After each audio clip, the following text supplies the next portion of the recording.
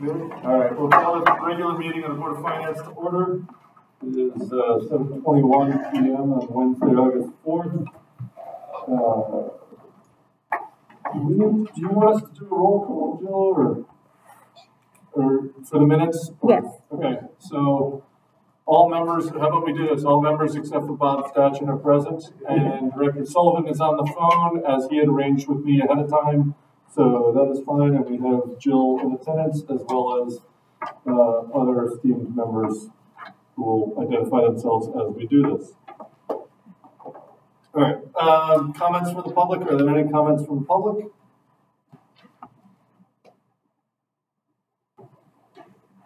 Hearing none. All right, previous minutes. Hang on. My computer went to sleep while we were getting it done. Joe, what's the date of the previous minutes? June 2nd. Can I have a motion to approve the minutes of the June 2nd Board of Finance meeting? So moved. Second. We have a motion from Glenn, a second from Lynn. Any discussion about the minutes? Any changes, additions, corrections? Hearing none, all in favor of approving them, say aye. Aye. Any opposed? Okay, those minutes are unanimously accepted. New business. Additional appropriations, review of year-to-date. There is no change from the previous meeting. And review of year-to-date additional appropriations from fund balance for fiscal 21-22. There is none from the previous meeting. No changes. All right, line item transfers. Request from Director of Finance to transfer funds from line items and departments in surplus to line items in deficit for fiscal 2021 year end for the attached schedule. Jim, do you want to just hit that real quick? Sure. So as you just explained, these are just some of these accounts are accounts that are line items that are within the departmental budget that went over budget, and they're covering them from other line items within their own budget. And a couple of departments weren't able to cover those. Those ones are the ones that you see highlighted in orange. So money had to be moved from another department to cover those. Just a couple of those for really nominal dollars. The other thing I would point out is just a couple of big salary transfers under like admin services. You see the 141 credit and the 71,000. 69,000 debit to accounts. That was just a realignment of how the accounts are broken out in the budget. They had a couple of non-positions lumped in with clerical that were union, so I broke them out separately so they can be going out more individualistic. The items highlighted in purple, those are money being moved from our crudely payout account to cover overages for positions where somebody had left this year because of having a vacation payout and or having two people in the position at the same time, they're over budget. That 49,000 you see under human resources and crudely payout, that's about the balance of the amount we had budget for the whole year for this was $150,000. So for the four positions that we had new people from this year: director of assessment, senior accountant, solid waste, new clerical position, and the new clerical person and the town engineer. We spent about $150,000 in accrued benefit payout. So it was budgeted for. We knew it was coming, but just so you recognize that's what it costs to buy somebody out when they leave with their accrued sick time and vacation. Other than that, I'll just leave it for any members to ask any questions they might have, specific questions they might have. We got a motion first to approve the line item transfers as presented by the Director of Finance. So we got a motion from Mr. Motherway. Second from Mr. Fauerbach. Any questions for Jim? More procedural technicality here. So we've got a separate memo on the highway department adjustments. Are we handling that separately, or are we going to do this all as the same? Separate. Well, actually, I would do that right now. It's just that, Barbara just happened to give me a detail of hers. So if you have any specific questions about that, I would ask you to just address those to Barbara at this point. But I think because unless we amend the,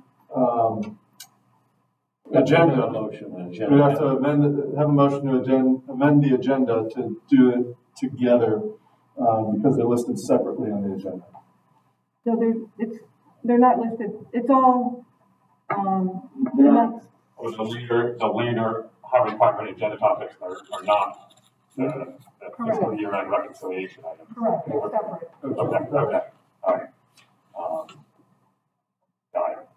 So we're just looking at the one. These are the proposals. Yeah, And this is just a, 4 pages from Joe. Jim, this is Dave, by the way.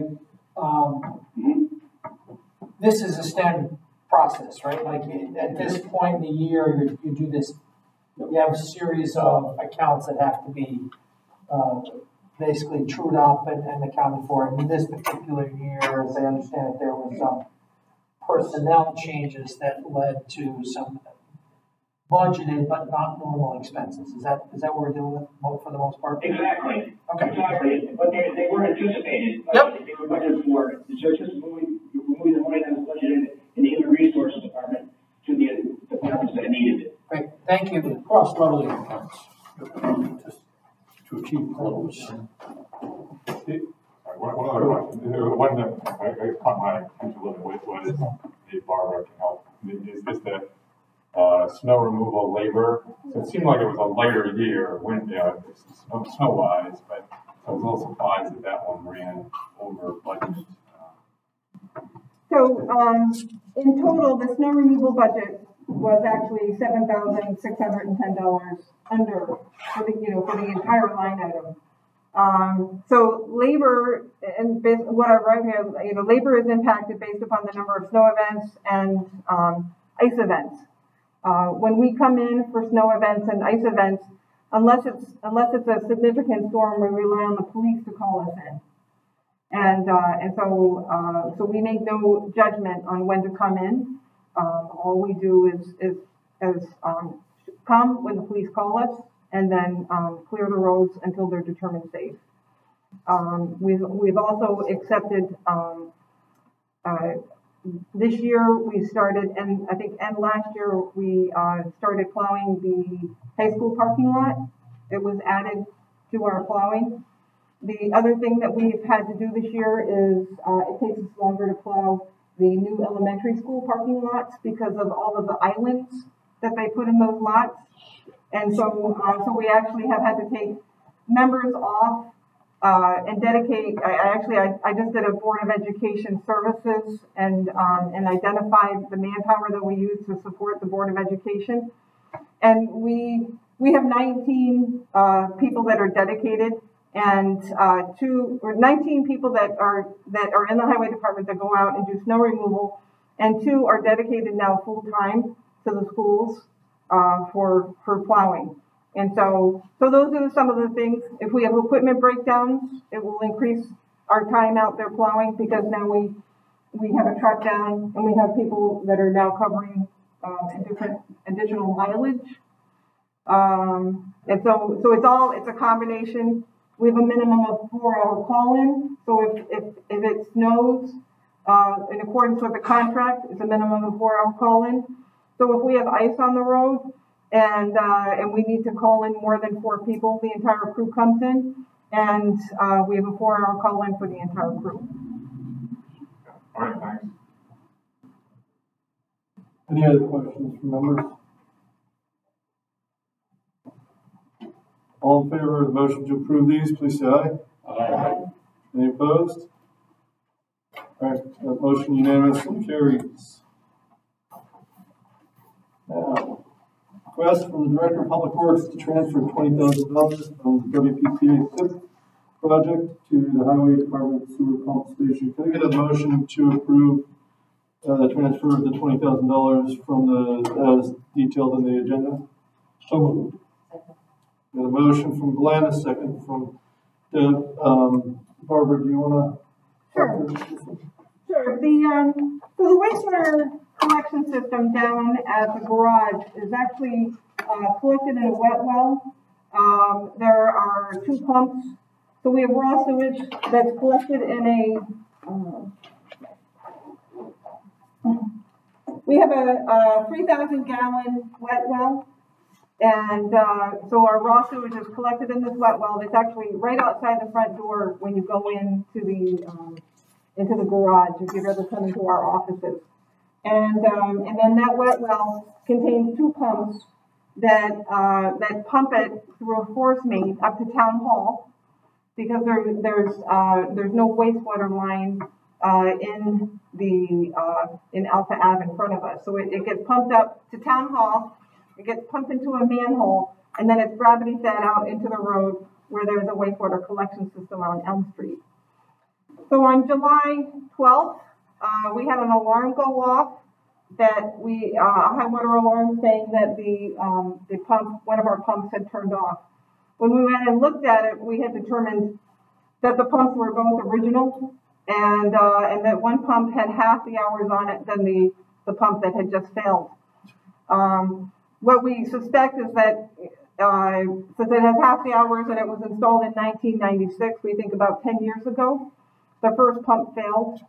They turned the alarm off and they continued to operate the pump station with 1 pump. And so no maintenance was done on the pump station facility. So on July 12th, when the second pump failed, that are both far beyond their life. Actually, we were very fortunate. We got much more life out of these pumps than you'd ever expect. But now we're in the situation in the garage where we have no wastewater disposal system. And so we have tried to minimize our use of the facilities. And we went and got the sump pumped. We were only able to get about 3/4 of it pumped out. And this is not a septic system, it's just a raw sewage collection system. And so, so of the 3, so it would be about 2,000 gallons were pumped out, we suspect, and it cost us $690. So we've had, because of COVID, a very difficult time getting contractors to come in and even give us estimates to replace the pumps. In addition to the pumps failing, there's bars inside of the wet sump for the pumps to go up and down on. Luckily, the bars are stainless steel. They look like they're in very good condition. But the bracing that attaches the bars into the well has failed. And so although the pumps are still attached to the bars are, just laying kind of loose. They're still in place because of gravity. And so what we're asking, this is, we don't have any specific estimate from a contractor right now. We did get some information from New England Pump and Valve Company, who also do maintenance for us at the Pawcatuck Dyke pump station. And they've just provided us information that the pump that we would require is about a month out. And the cost for the pump and the new elbow, which I think we would minimally need to replace, would be $4,553. Plus they're estimating a day of work of labor, which would be about $760. So that brings us to $5,313. We estimate cleaning the sump, because before they go in there and do the pump work, we're going to have to completely clean the sump out. So we'll have to get another septic truck in there, clean it out, rinse it, clean it, rinse it, clean it, to try and get the well, clean enough for somebody to go down there in a confined space and do the work to replace the pump. We're proposing, because it's so old, we're proposing that we're thinking that we're going to start with replacing 1 pump and make sure the pump and the piping will work. Since we're in a situation we can't shut the building down, and so we can't clean the well out and do a full inspection until we're ready to actually go in there. But we do have the full set of plans and specs for installation of this facility, and so we have good details of what's down there. We just don't have the knowledge of the condition. So the $20,000 we're hoping will pay for the entire replacement of the project. And our goal is to get the facility, at least one pump running in the next 6 weeks. If for 1 month on the pump availability turns to 4, maybe 6, given how things have been with equipment deliveries, parts, etc., is that money going to cover 2 or 3, whatever the pump outs are going to be, or you're going to have to rent it to whatever in the interim? Well, I'm just thinking worst case scenario. yeah. Our plan right now to keep the facility operational is just to keep pumping out the wet well. And, it's summer hours now, so most of our employees are using the facilities in other places because they're off-site. What we'll really run into a problem with is when winter comes and we need to wash the trucks, because when we wash the trucks, all of the wash from the trucks goes into the wastewater collection system, and so now we're in a situation where we can't wash the vehicles. But right now we're holding steady. So, Mr. Chairman, if I may. But Director Ricardo, one question. You're going to order both pumps. You're not just going to order one pump. Because it's the lead time. You have to replace 2 pumps. You're going to buy them both. Replace one and see how it works. yeah, well, we just got this pricing in from the contractor at 2:38 today. And so Tom Curioso, highway supervisor, couldn't be here. He has a family emergency he had to tend to. And so we know that the cost is going to be around $20,000 to complete the project. And that includes both pumps. And that would include both pumps. But it's not a bad idea to do one pump, because when they have to fit on that rail system, it can be really tricky when it's a new pump that's configured differently. Mm-hmm. We had to do it for this, for the sewer system with gigantic pumps for Mary Hall, and we're still having problems.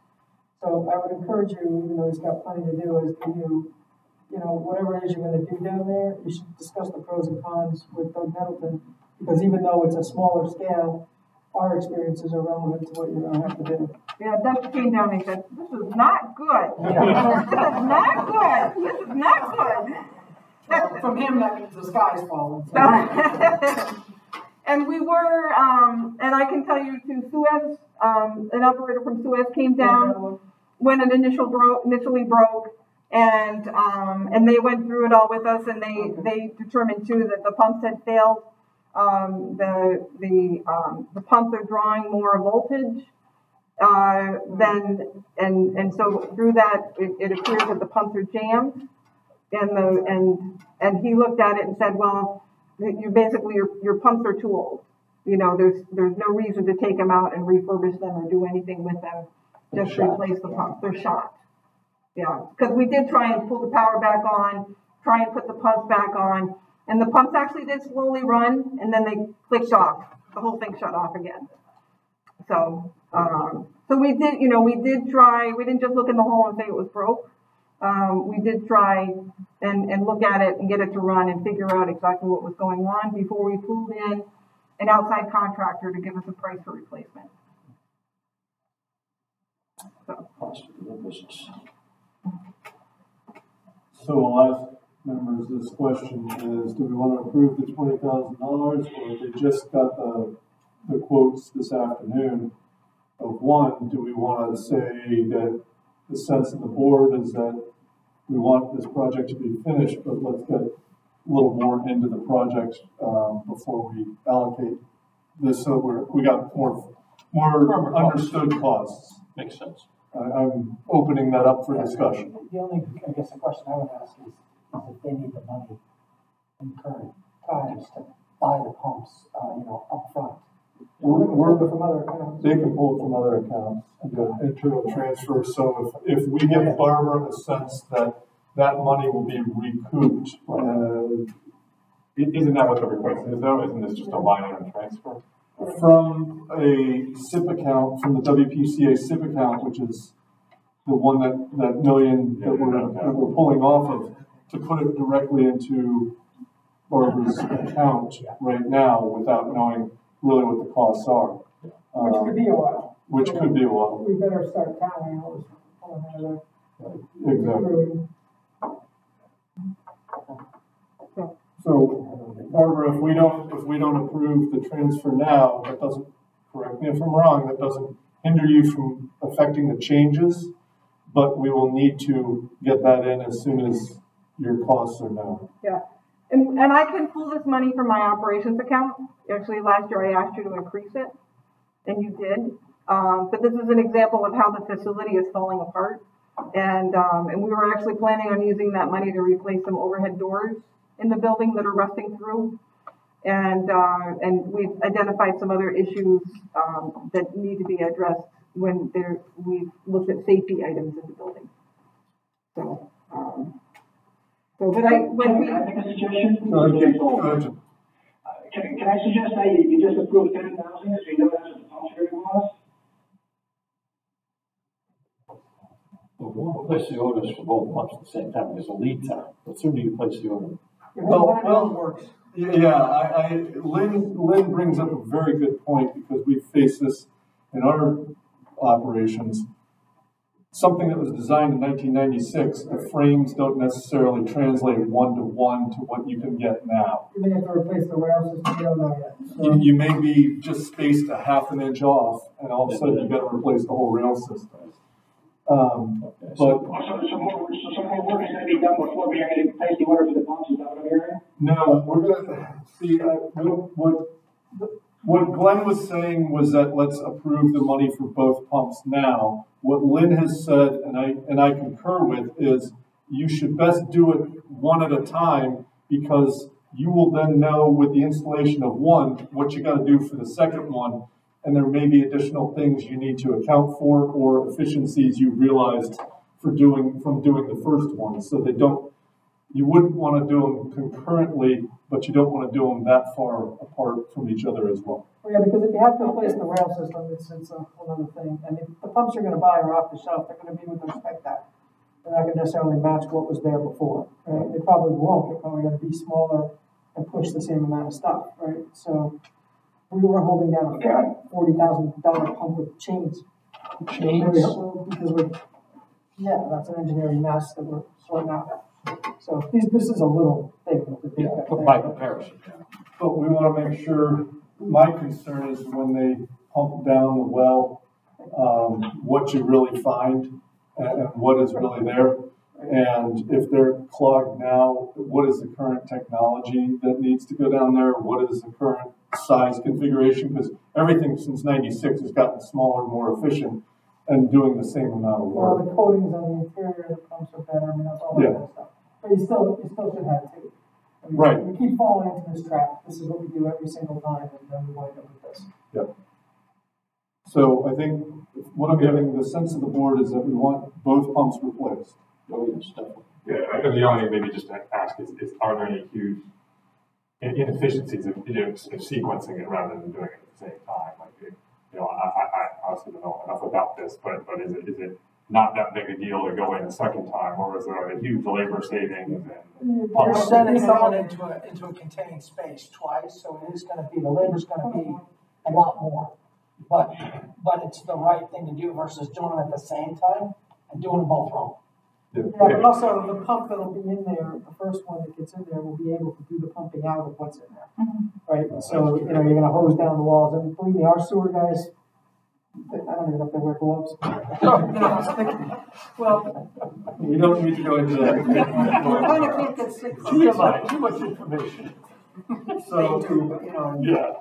So I think the sense of the board I'm getting is that, Barbara, if you can do it within your budget for now and then collect all the costs and come back to us, then we can do one appropriation then, or two, once you get through the first one, we can do that and then do the second one after. So the sense is, and please, if I'm wrong, tell me I'm wrong, but I think the sense is you have total support to do both pumps. Please replace them, get them up to current operating conditions. But we'd rather do one or two transfers as you phase the project through, and so that it's a more defined cost. That's fine. I just mainly I actually wanted to make you aware of the situation and the challenges that we're facing in the garage right now. And that, you know, I will pull this from the operational budget, but it'll have a significant impact. The other thing we're gonna have to replace this year is also gutters.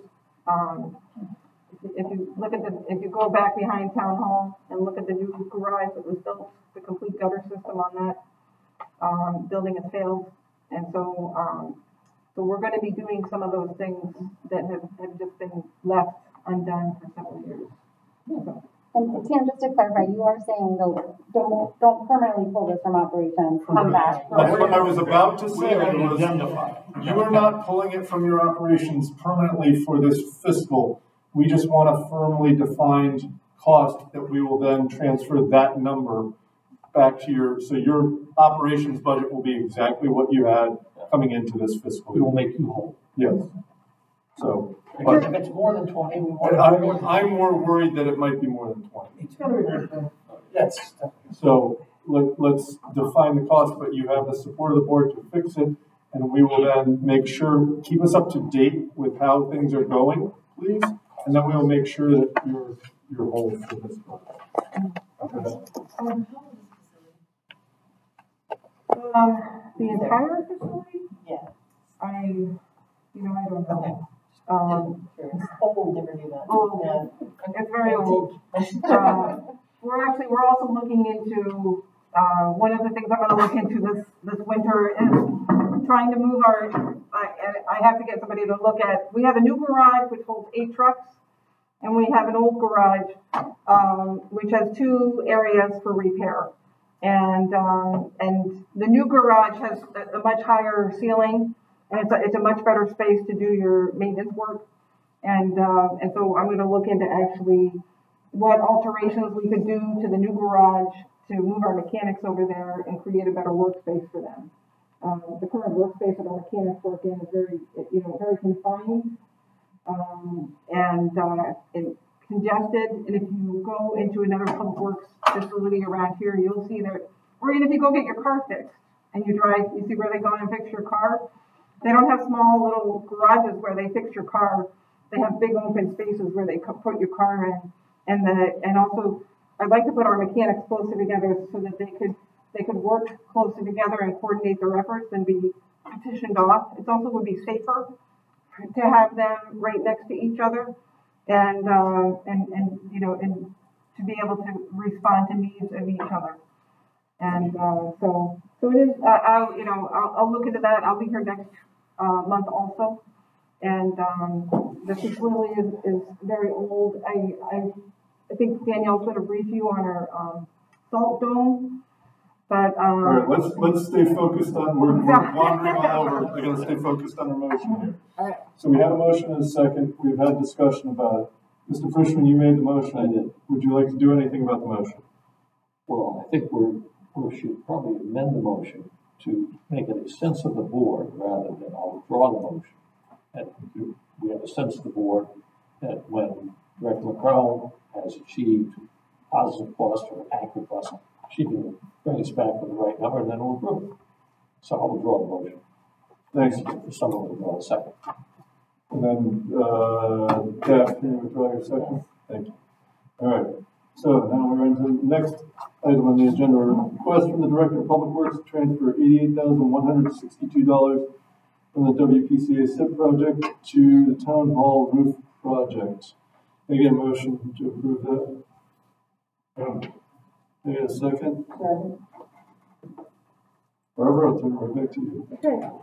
So the town received bids in late June for the replacement of the roofs of Town Hall and Human Services. It was bid out together as one project. So after the review of the bids and discussion with the low bidder, the bids were received higher than our estimate, and he identified a few items. Those were basically COVID related and the bidding climate. His first item was the material cost and availability continued to fluctuate. And also the lead abatement estimates were very difficult to obtain, and the subcontractor quotes were high. So the low bidder told me that he obtained 6 lead abatement quotes to obtain the best cost for our project. The abatement contractors are very busy right now, and therefore there's a higher demand for that type of work. The low bidder is young developers, and I've confirmed that they're available to complete the work quickly. However, we are still evaluating their bid. Their bid came in within 1% of the second low bidder. So we think that the bids for this project are very good, because, 1%, it's less than $3,000 separates the 2 bids. So our second low bidder is still Town Roofing, which is also a very good roofing company. And so therefore, let me see. We think that the increase in the cost is justified. Both the need to replace the roof still remains, and therefore we're requesting an appropriation of $88,162 to be able to complete the project. And on the second page, I provided you an overview of what you see. The first is the available budget. That's what we have right now in Munis, and that's available funds that are not encumbered for design assistance during construction. I provided you the list of bidders for the project, which shows it's a $2,400 difference between the 2 lowest bids, which is very good. It's incredible. And then our revised budget. So the low bidder was $320,000. We requested a contingency of $48,000. This is not a new roof; it's removing a slate roof, and so that would give us a total of $368,000, which basically 368 minus our available budget, which is $279,838, would give us the funding request of $88,162. Did the original bid have a contingency of 15%? So the original estimate.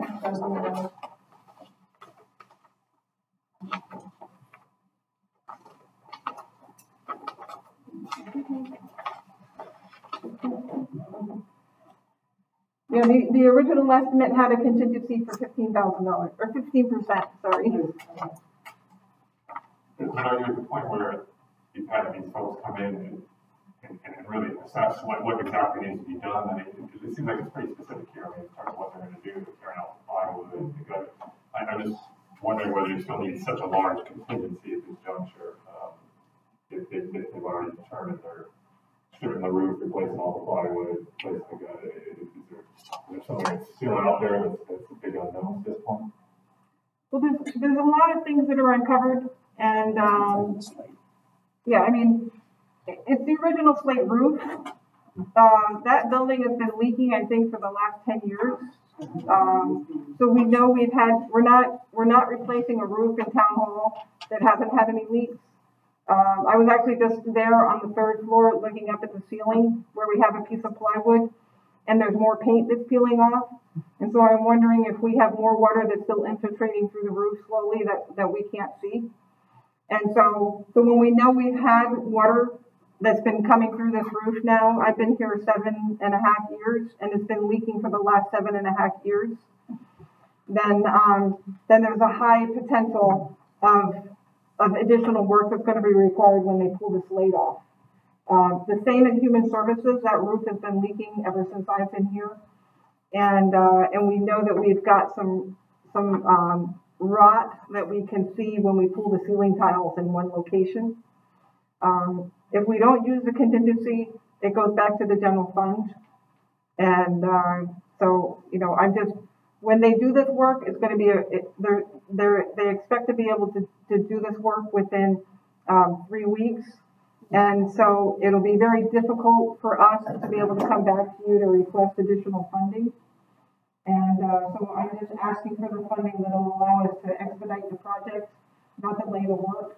When we've got the roof pulled off and we find the issues, it would be beneficial to have that funding to allow the contractor to proceed and get the roof back on the building. And just so I'm clear, and I probably should know this from the discussion, but the additional funds requested or the contingency, increasing the contingency. Well, the bids came in higher. So the bids came in higher than we originally anticipated. Right. And it includes the same contingency that we had, the same percentage contingency that we had proposed in the original budget. But it's doubling up on the contingency. You're up to a 24% contingency now. Because you had a 15% in the original bid, that's roughly 42,000. And then increase the contingency on the total cost by another 15%. That's 48,000, so we're up to almost $90,000 in contingency funds, which is 24% of the total project. That's not right. Contingency is based on the bid amount. But the original budget had a 15%. The original budget doesn't matter. You can talk. It's 320 plus the contingency. It's 320. We know we have to pay the young developers plus the contingency. The original budget to the Board of Finance had a 15% contingency on it for the 279,838. Barbara, you just said this, right? Or did I misunderstand? Had a 15% contingency in that number. The 15%. Let me calculate this out. Yeah, the upcharge for the new bid is much higher than you think it is where you're going. Yes, that's where I'm going. And you're right. That's exactly what. So the contingency that was in our original estimate was only added to the construction amount. The contingency did not include engineering fees or an industrial hygienist. It was just the contingency on the construction amount.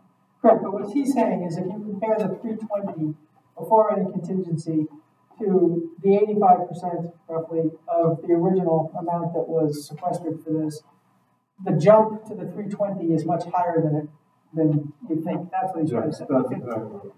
Well, and there is another option. If you think that the bids are too high and you want to wait another year, you can re-advertise this and try and get a better bid. So I guess the question. Let me be clear. What I'm saying is exactly what Linda's saying, is that she worded it better than I did. There was a contingency in the original amount of money allocated for the project. The jump to the 320 versus the 280, 280 basically, is not just the materials and all that.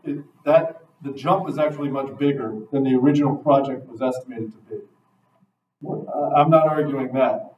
I am disputing whether we need to add another contingency on top of that because there was already contingency funds in the original quote. Our jump is bigger. This has to happen, okay? I am not disputing that. So what I provided you on that back sheet is this, the $279,838, that's all the money that I have left in the budget that's not committed to design and construction services with my consultants. So whether there was 15% or not, that's all that's left in the account. Okay. So That's even worse now, Tim. Yeah, now it gets worse. Yeah. So that number I provided you, there's no contingency. That's just the money that the Munis report tells me is in those accounts. Yeah. So it's like a 15% increase. So let me just ask you a question. The next question is 320 is the current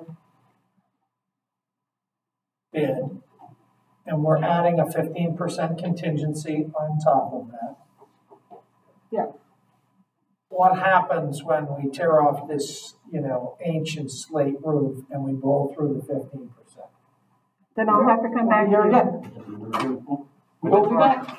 Which I thought already said, I thought they are taking all the, I'm not seeing slab, but it says installation of new plywood sheet, it looks like they're But if replacing. the rafters are shot, Right, so that could be different, but it looks like it's going down to the rafters already. yeah, so they're gonna say, but if it's been leaking for 7 years, you can't see there's some shot rafters. So, my biggest concern is about the fascia around the town hall. That would be expensive. So, I just said that. because it's impossible to see what's going on with the fascia, because it's completely covered with the roof and the gutters. And so when we tear it all off and we find out what's going on with the fascia, that could be a cost. Those are not seamless gutters, are they? They're probably old gutters. So, Yeah, that means it's rot. They should probably rot. We gotta do it. We gotta do it. It's gotta be done. Yeah. All in favor of approving the transfer as the motion states, say aye. Aye. Opposed? Okay, unanimously done. Can I ask Jim a question? Yeah. Jim, can you hear me? Yes, I can. So where are we with respect to drawing down those WPCA SIP funds? I was waiting for that question. As you know, the previous, that's coming from two WPCA SIP projects that total $1 million. Going into tonight's meeting, we already, what's left of that $1 million is $221,000. Inclusive of this. Exclusive of. And we need to now be That's very a total careful. of $88,000 we're asking for tonight. So there's, in fact, 88,000 from 221. Correct. Plus we have the accrual for the pumps. Yeah. We better stop drawing down on this because I think that's probably it. Yeah. Congratulations for being first. I would prefer everything work 100% and not have extra projects. Thank you. All right, next item on the agenda is a request for bid waiver for the Stonington Police Department to purchase mobile DMATs from Glacier Computer for $40,146.21. Could anyone approve that? Second. Lieutenant Schneider, you're up. Yes, so this is just part of the necessary upgrades that we're going to need to support the upcoming body cam and fleet camera system for the police department. As previously mentioned, the operating system on half of our computers in our fleet do not support the new systems that will be required for the body camera and fleet cameras. Therefore, we need to upgrade half of them for a total of 9 computers. We're going to shift products a little bit to a little bit of a cheaper product than we've been running in the past. We bought a demo unit about 4 months ago and it's worked seamlessly. But I think this is going to be a better run for us for the month than we've been previously using. But again, it's a necessary upgrade for the body camera system. And this was in a budget someplace. This is, yeah, I believe the chief utilized the technology fund to support this. So all we're looking at, I'll remind members, all we're looking at is a bid waiver request, so he doesn't go out to bid for this, the money was already, encumbered in their budget for this year. Any questions? And I apologize, just to back up a little bit because of what we're looking for. This gentleman I've used in the past, that's a reseller of this product. He does a lot of business in the local area, and it's very easy for him to come out adjacent in Rhode Island to service, install, remove, and ship back the products that are possibly under warranty, need require maintenance or upgrades. So I didn't want to venture too far on the reseller end out of this area just because of the inherent delays with that. So that's why we were selecting. Is he supplying to other competing students? He has. He's supplying more and more regionally. Certainly one's bigger than ours. I think like one socket. I've asked him several of the police departments, and he's pushing out somewhere in the realm of like 30 to 40 units to some of the larger PCs. So he's well within his capabilities to do ours. Additional questions? You said this outfit was on the bid list. Or the, what do you call it, the state? What's it The called? state, this is not, these products are not on, the state contract pricing. They're not. No, they're not. Patrol PC doesn't, that was our previously one, and these GTAC units, we found are pretty well priced compared to even some of the, I think the state contract pricing only has Panasonic truck books, and we had issues with those previously, so we didn't want to really go that route. The pricing compares favorably to some of them? Very favorably, yeah, it's about $800 cheaper than what we have in our vehicles now. And on the state From the state. list, we're still right in the ballpark, if not a little cheaper.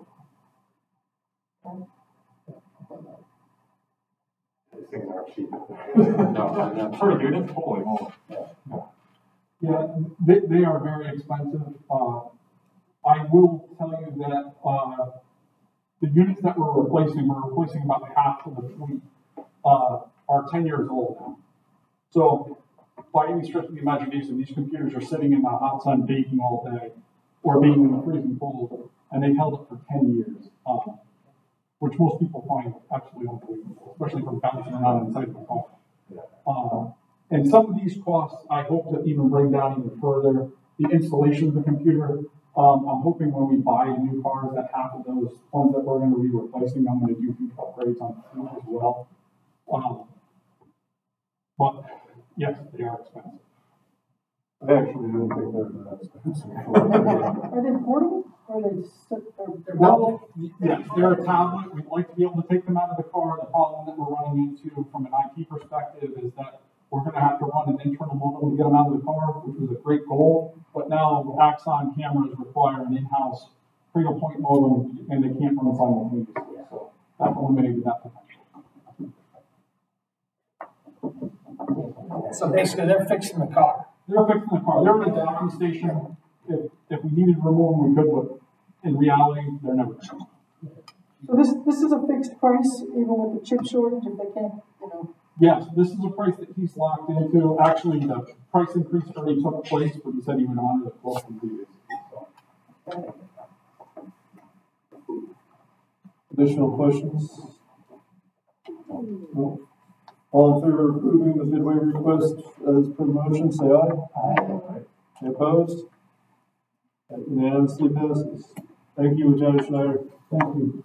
What do you want me to do with the phone when we're done? Do you want me to just leave it, or? Yeah. Okay. Yeah. I'll actually ask Ron, but maybe we can secure it in that cabinet over there just to make it easier. Why don't I take it out, I'll put it in the cabinet and just sit it there. Thank you. All right. Thank you. Good night. All right, next item on the agenda is discussion with the first selectman for the CARES Act 2 funding. I'm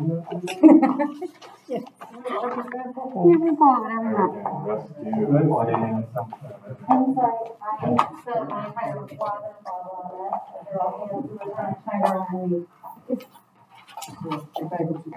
was a nice fill of water too. Very well done. Okay, so basically, we wanted this to be like a pretty informal. Can you hear Danielle okay? Yeah, it's a little tough for us too, yeah. Is that better, Jim? Okay.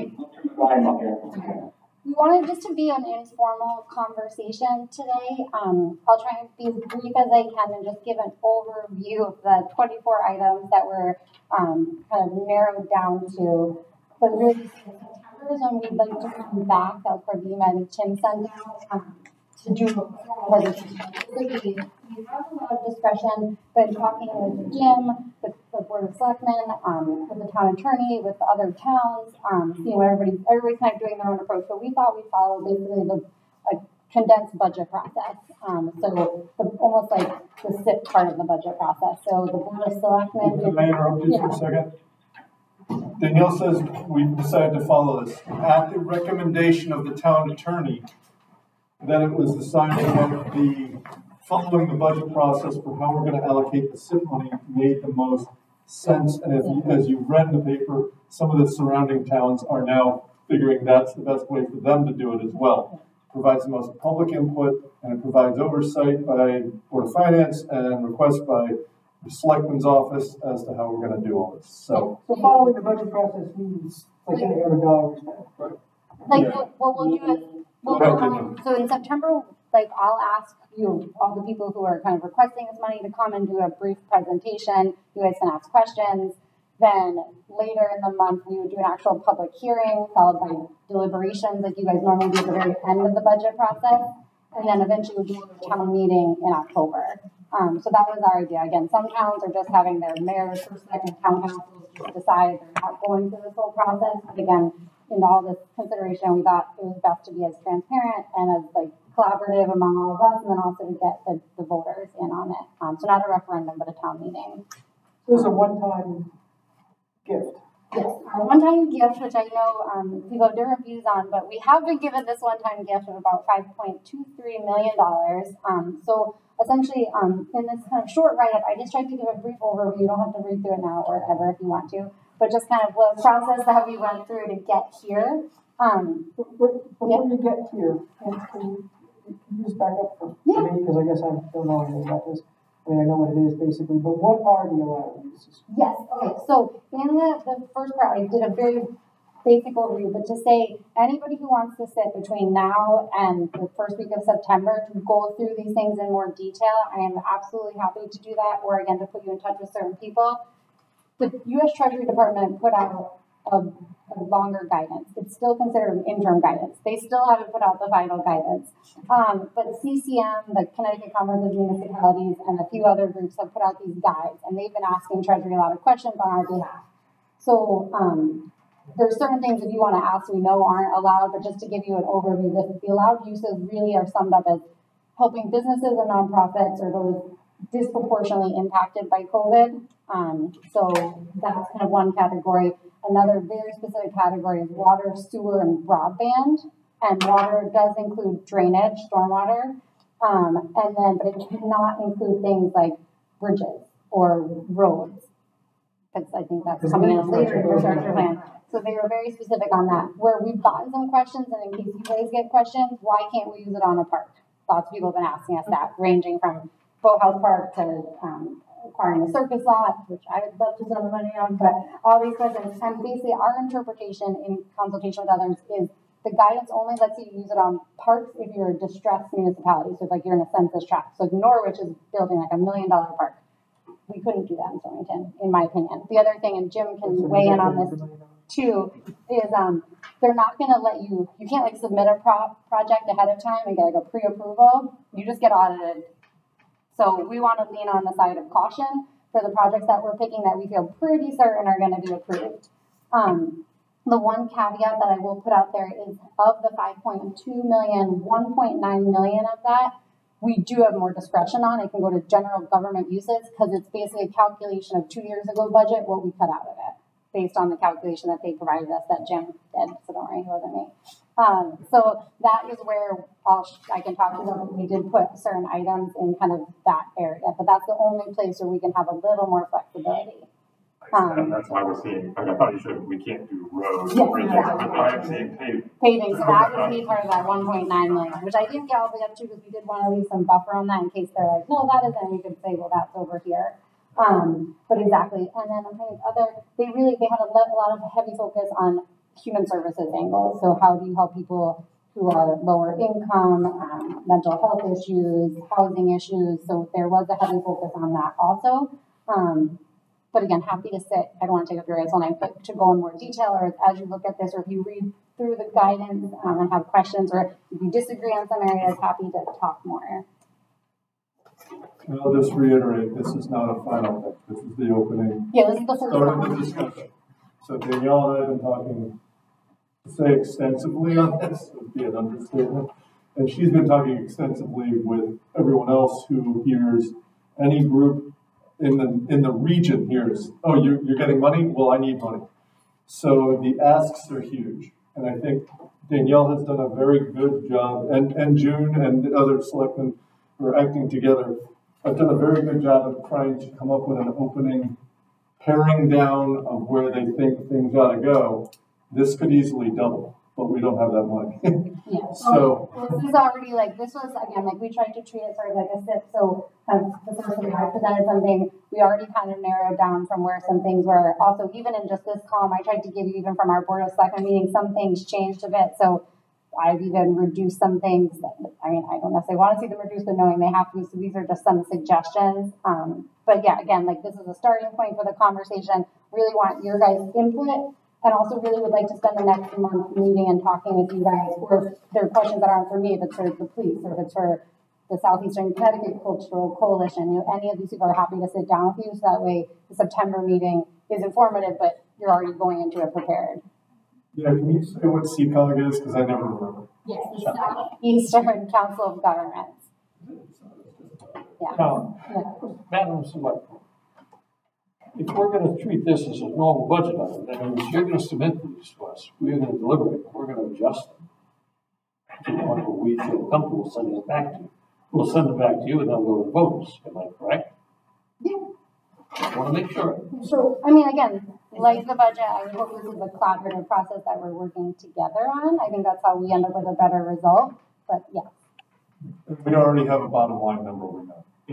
We're not trying to change the bottom line. The bottom line is, the amount is the amount, it's $5,230,950. But I gotta throw one more wrench in your thing here, okay, because sewers are permitted, alright? I was telling June and Glenn, I guess, before the meeting started, the diversion has started, we're pushing the 300,000 to the borough, and we are still over our permit list. We still have a development moratorium with no end in sight.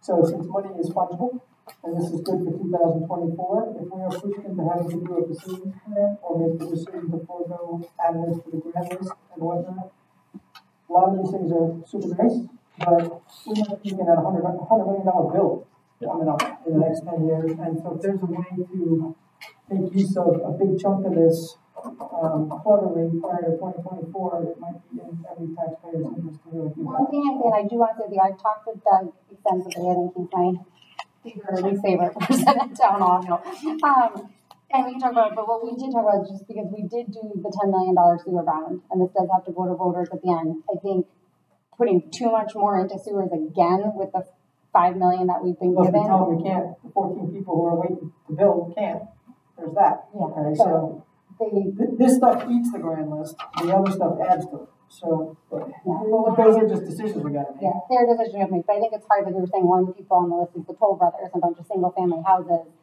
Like, that's not gonna win voters over, get them on the grant list. Like, so I think. The hotels will, and the restaurants and some of the other stuff it's working out there will, and the additions to Perkins Farm and other stuff, so. Yeah, no, and again, so like, these are things that we should talk about and adjust and be open. I mean, I think sewers are critically important, and I know, actually, I've got to talk to you guys, but I think I'm gonna request that you guys consider what you might already be doing to do the facilities plan sooner than later, like as soon as you can. We're gonna have no choice. Yeah. We're gonna go to Dave and we're gonna ask to push that to 400,000 gallons. We're gonna ask to raise the permitting capacity in Mystic, and that might buy us 3 hookups.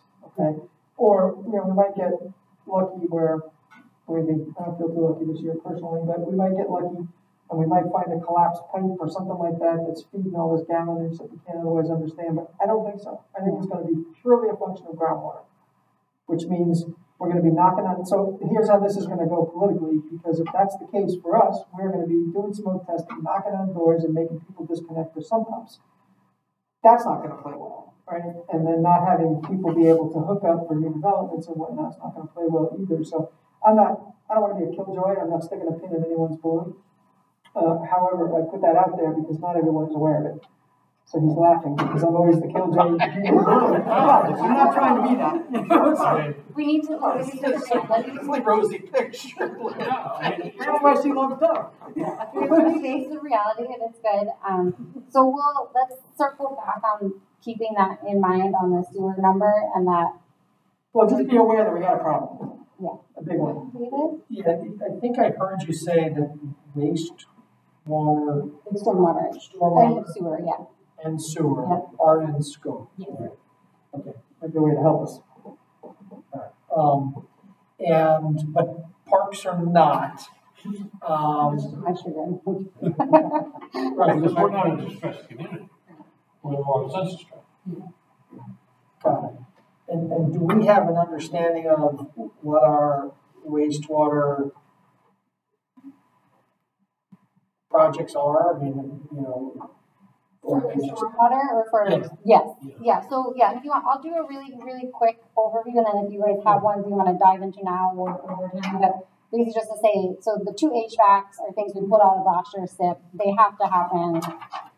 These are like, I don't even say final, but they're the big ticket items that are left. We have no fresh air, like, I forgot what the recommendation is for COVID, at 80%, 90%, we have 0% fresh air on the main floor of town hall, like, this is, I'm not gonna go into detail, but both buildings need these HVACs. These are relatively solid numbers. We got them updated again. But again, things can always change, but those are those numbers. how much have we spent on human services already?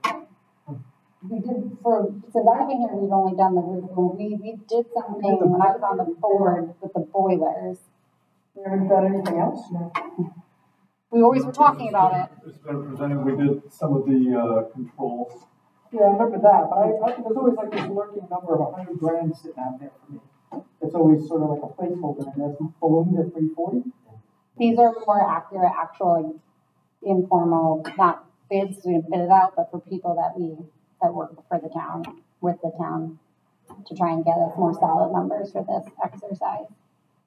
But yeah, both of these, those, and again, we can go into detail over the course of the next month, but these were, so these are from engineering, so the town hall HVAC, human service HVAC, the water line loop, this is the next one down. So the water line loops was back in 2016. The Board of Selectmen at the time and Jason Vincent and our town and Scott Flynn at the time and Chief Burns kind of came to the understanding that there's two dead ends in Pawcatuck in two different segments of the town, and it impacts basically this whole area where we are. So Brookside, Stonington Arms, the high school, police station, Davis Standard. So it's a risk from one that these water lines just dead end instead of a loop system, where there'd be redundancy if a water line. You could have insufficient pressure to fight fire. And well, that's the second thing. The first thing is the loop, that there's no loop. So if it breaks in one area, and I forget the statute, but if it's down for more than a certain number of hours, they legally have to evacuate any sprinkler building. So we'd be in a really bad situation with all this, especially since our high school is our emergency shelter, and they'd have to evacuate. So that's one thing. The second thing is the pressure and flow isn't what it could be. And by fixing this, they can reline the pipes as part of this, and it'll make them whatever, to 8 inch to 10 inch, whatever the diameter is, and that will improve. So it's to the AWWA standard, or the fire safety Was there standard. not a study done, signed off by a professional engineer, identified that this problem exists? Yes, in 2018, and it was, we were all on the board, we all voted it down. It was like a $2.9 million water loop, and it I don't was, think we can do it for 900. no, so, I'm so excited. We worked so hard on this. I wish Chris was still here. So Chris, Chuck Sheehan, volunteer extraordinaire, helped us a ton. We've been looking at this from like every different angle. We applied to every grant we could find, and then the earmarks came out. And so we applied to Murphy and Courtney's office, and I slightly stopped them. And then at the very last minute, we got chosen. So we're in the federal earmark. I reconfirmed yesterday with IONT in Congressman Courtney's office, and sometime between now and October, they'll vote on it, but it's the whole package. So they said, short of some catastrophe, which obviously could happen in DC. Is this about the infrastructure bill? No, separate. It's an earmarks bill for things all around the country. So they said, but we have some of the pork for a very good cause for the water loop. So that is in at 1.9 million that we got approved for that. But we believe the total cost to be about 2.8 actually. That's 2 years ago though. Before No, the so Chris, right? we've redone it. Okay. So Chuck Sheehan did a version of it, and then Chris reached out to 2 other firms. We've only got 1 firm's in, and that was what 2.8 was, but we'll get the other ones hopefully by next week. But the idea is this is to do absolutely everything, and Chief Burns has said he's okay also if we do a portion of it, or the other option, which we want to talk more about with some of you, is we could approach 2 private developers who would directly benefit and basically couldn't do their project without this. Should we be requesting that they pay a portion of this? We've never done it before though, so we might be crossing a line. No, we do it in sewer. We cross that line I regularly. think it's sort of, this is all westerly water, so we're Well, paying for yeah. the infrastructure, and then they're doing They it. own the pipes, right? Yeah, They will. Yeah, so we're using our funds for their pipes, Yeah. for our benefit, which is messy. It's very messy. That's why the state stuff didn't work because it was Rhode Island anyways. But so that one, again, we should debate and talk about, like, I put in at the 600,000 with the idea that either we could do a little bit less or we get these private entities to buy in, or we go for the full 9, but then that needs a huge chunk of it. And so we're going to try and have a meeting. I guess it's just not maybe for the record, but it's recorded. What's the real problem? Because the notion of having a hurricane or some natural disaster that pushes people into the high school and a coincidentally collapsed water main, play Powerball. Yeah, So it's what's really, the real issue here? Chief Warden brought this up a number of times that if one water line breaks in either of these areas, to have all these sprinkler buildings, particularly the elderly ones, to not have any fire suppression, and then a fire happens, that's a huge issue. See, now that it's documented, identified, and signed off by an engineer, the liability is enormous. So it's not something you think you want to do. You've got to do it. We've known about it since 2018, but There's an asteroid circling over.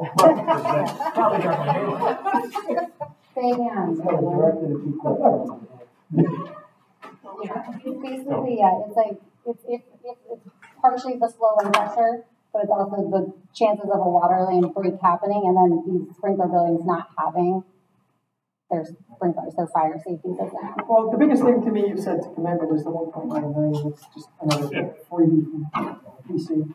Well, So you just know, one process check.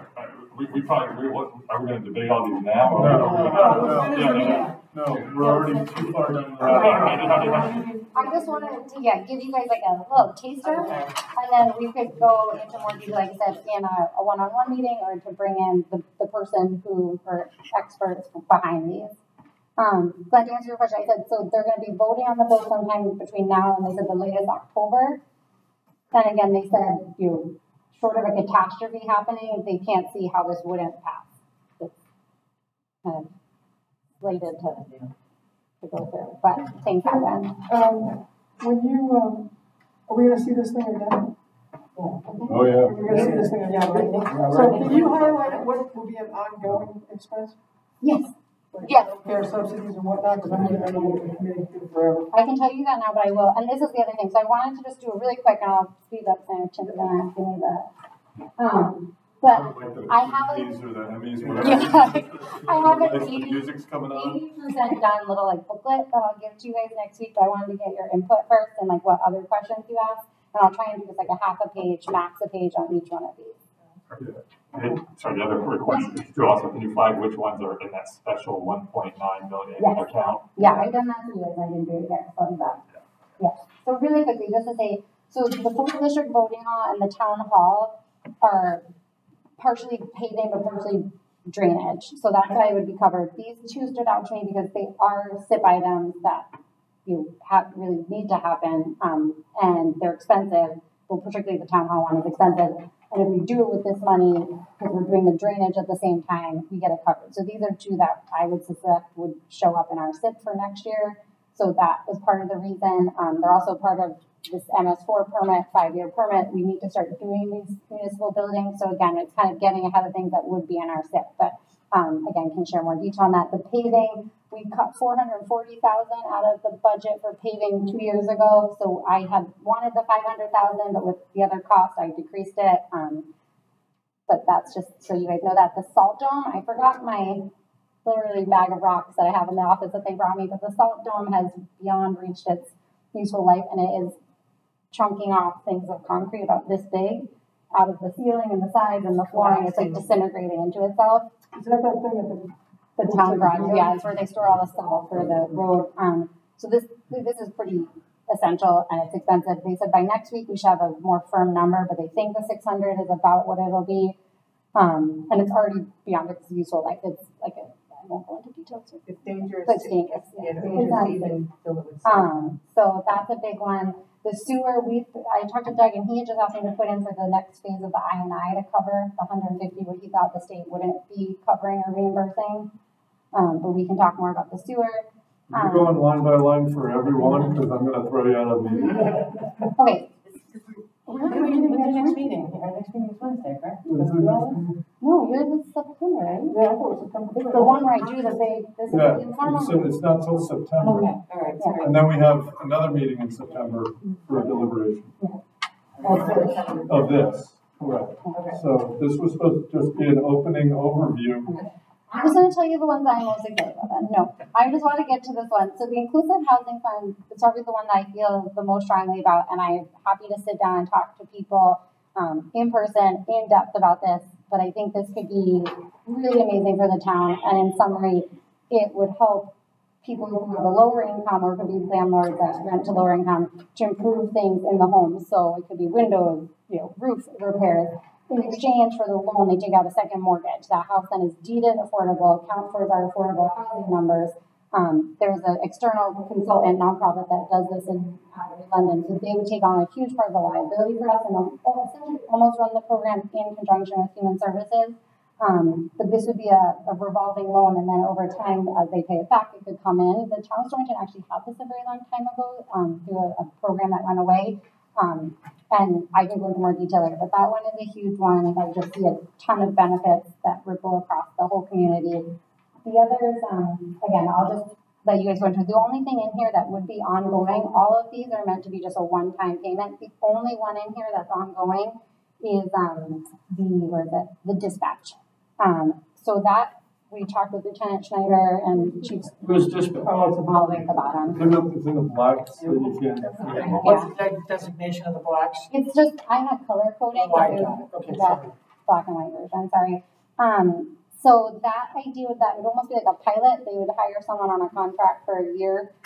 It's because during the third shift, they only have one dispatcher on. And it obviously is a risk. It's a very stressful job, very stressful situation. They should have two on at all times, and they just don't have enough funding to do that.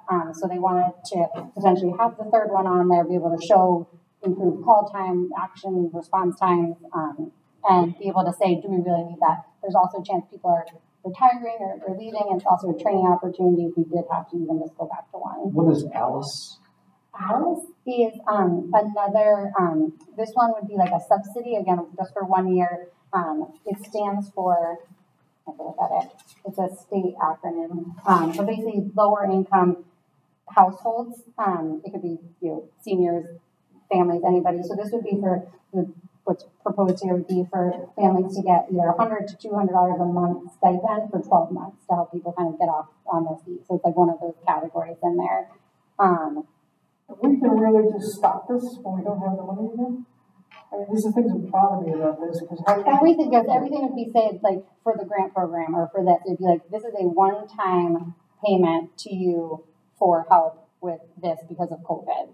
And I get that one, but it would be, done. well, because like this thing about childcare subsidy. So again, that would be a 1 year it ranges from the lower numbers, 50 families, $200 a month to cover 12 months of childcare.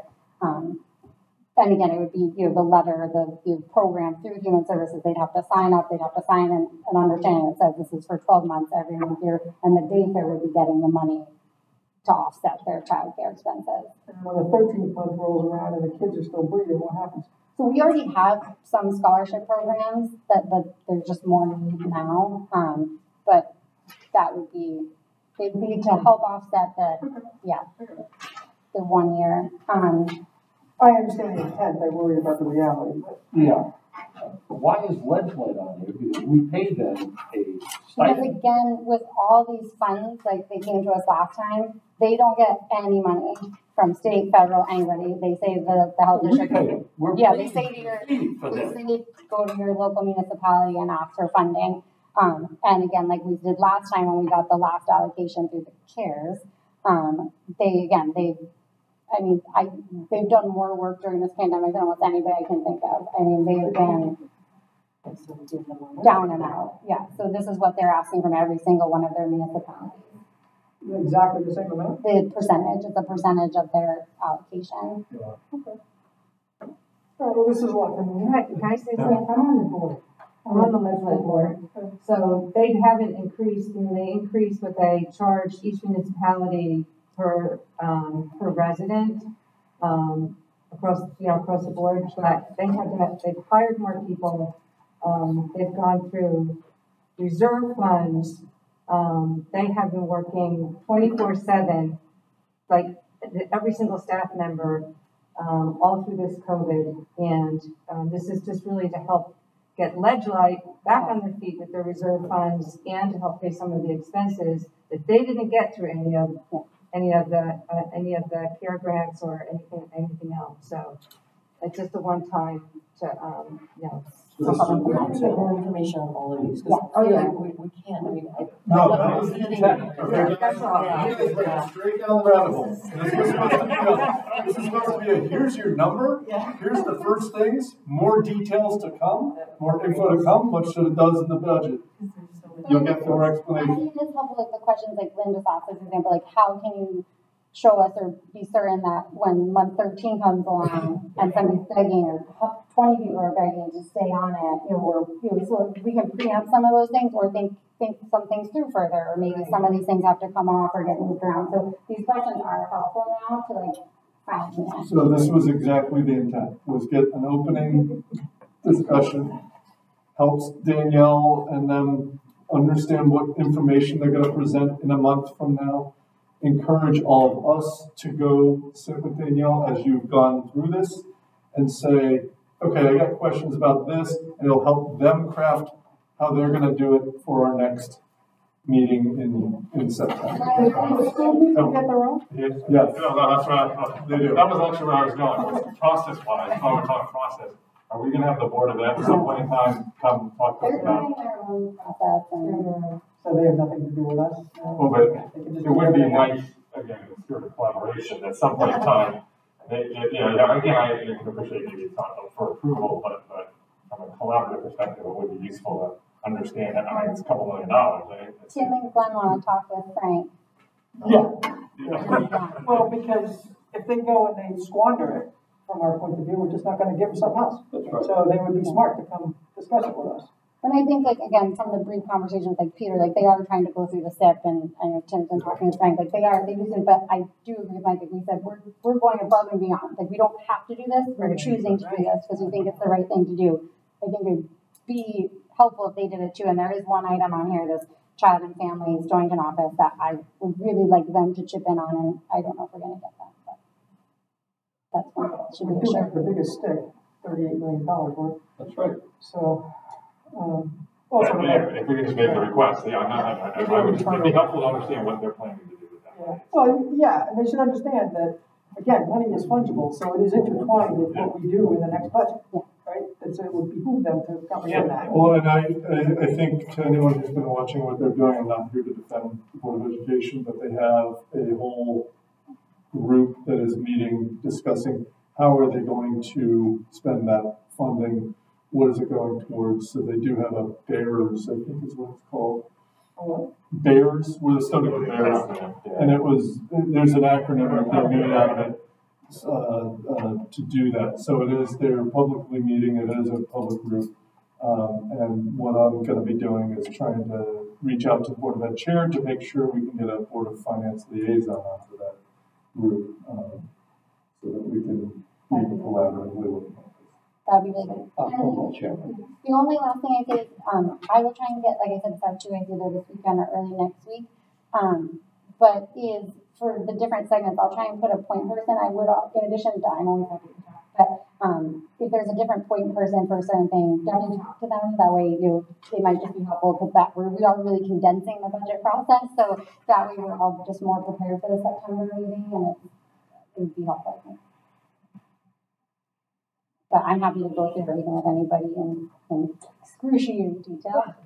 They are. Solely on this, I thought, okay, but I can talk to you. Yeah. Yeah. But I'd love to have information to read. Okay, but thank you, Deb. Yeah, I have a few questions, but we'll save them for a while, because we don't want to go on any more rabbit holes. Yeah.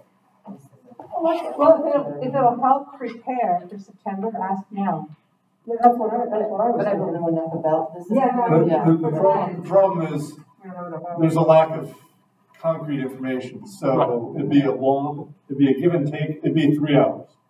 There would be 3 hours tonight of going through. Oh, no, I was just opening up for. Well, no, If we I would open, have an offline conversation with the first selectman, or she will refer me to a subject matter expert, yes, and I will grill him. You know. because if we open it up tonight, it will be 3 hours. I'm not kidding. I know what this group will do. Yeah. I'm not saying that as a negative way, but, and also I don't know that Danielle has the information. It's supposed to ask me to present there. Yeah, we all take our fiduciary responsibilities very seriously. I think that we just didn't want to like come to you in September and have you be like, this is the first time like I'm hearing about this and what is, so Yeah. it gives you a month and to a little time to. That's why I thought I was first when it said, board of, first dialogue, but with questions from, follow-up questions from Board of Finance, but we don't. Sorry, I thought that whole meeting was gonna be for that. So, I don't want another meeting, believe me, but I just thought that was when we'd have a chance to. I'm sorry, August 11th, sorry. Too many dates. What's going on this one? It's I thought the next one was This is December 1st. Board of Selectmen dialogue on, It's for the I know, but followed up on Board of Finance recommendations and questions and suggestions. So we have already provided questions, so they are crafting now how they're going to make their presentation. Because it is not a true budget cycle where they've got human services doing their presentation. It doesn't want us to stay here any longer, but if you have questions. No, I wasn't prepared to, yeah. The one thing to be helpful for me is, as we look at the departments, I know, right? Because I'm only guessing that all the departments are in the process of looking at their budgets for next year and what they're gonna put on the SIP, right? Yeah, they'll start probably more like Yeah. September, October. Yeah, they're early to look at their budget. We just started the Okay. fiscal July 1st. And so they have, the input here is not necessarily including things that they need next year in the SIP. That's for things that we know are coming up, either because they've been here for years or they're brand new, like the salt dome breaking.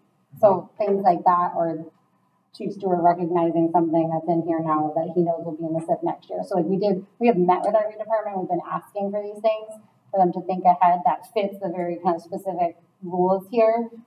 So there are things in here that would if not be in next year's budget, but it's not like, they're able to go through everything. The other thing to remember is these funds have to be spent in a certain amount of time. If we put it in a SIP item, we can, and the project delays 3 years due to something, no problem. We've still got the money allocated for that. These funds by statute have to be spent. Oh, well, 2024, so we got, Right, but it's only 2024. I think That's gonna happen in the blink of an eye. And that's where the sewers, we want to. Well, no, but see, we can move money. Yeah, I know, but It could be creative. we can be creative, but we've gotta be creative in ways that fit with the edict of how this has to be spent. I totally get that, but. No, I'm not saying it to you, I'm saying it to everybody. But for example, the $40,000 or $30,000 or whatever it's gonna cost for the town hall that's coming out of the WPCA SIP is prime candidate for that. I mean, there's ways that it adds up quick is all I'm trying to say, but I'm also just trying to warn people in the course of this that we have a looming very large problem. So, All right. we can buy matchboxes or we can buy a Ferrari. Right? I recommend the Ferrari. Danielle, if you could email the sheet to me, and then I'll send it to all the board members so that we have it color coded. Yeah, because that's black. Yeah, the black is almost illegible. Doesn't reproduce black. we might have dry. Just Danielle, all you gotta do is email it to me, and everybody can do it. All right. There's no legend anyway. Next item on the agenda is email from the tax collector regarding the 2021 tax collection. that was very good, I was happy to read that. Good news today. They got a lot of flags in there. Is there anything, Mike? I think the link just was to maybe the email from the prior month, because I knew I wasn't going to be here when I thought it was going to happen. I knew I wasn't going to be here. So, yeah, the email that we got most recently that Linda sent out, this was July 22nd, yeah, I mean, the collection rate is essentially 100%. It was 101%? It was 101 when you consider the back taxes. Yeah, I mean, it was incredible accomplishment, I think. For the whole town, so, yeah, I mean, just looking at the numbers, they're pretty impressive. So, I mean, I don't have all the historical data, but I'm not, this might be one of the, the top 10 ever, collections in the, at the town of Stonington. Pretty impressive, given the I wonder how much of that, now I'm just questioning in my own mind what The real collection rate was. It was something like 99% with the tax. No, but I'm wondering how much of that was driven because of real estate transactions, where you had to be current for the real estate transactions. A lot of real estate transactions in this last year. Yeah.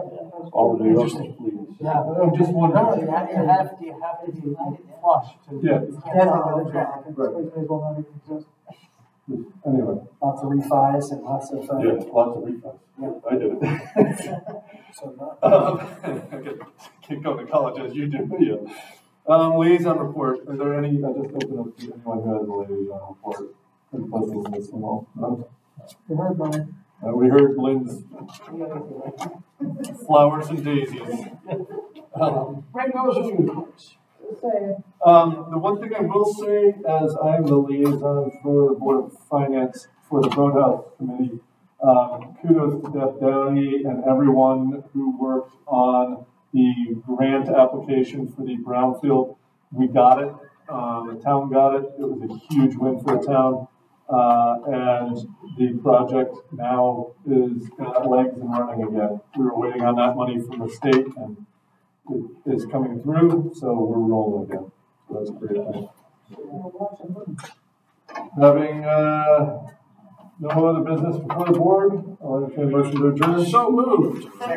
All in favor? Any opposed? You're thrown out. We're adjourned. Thank you, everybody. Danielle. Hold it. Wait until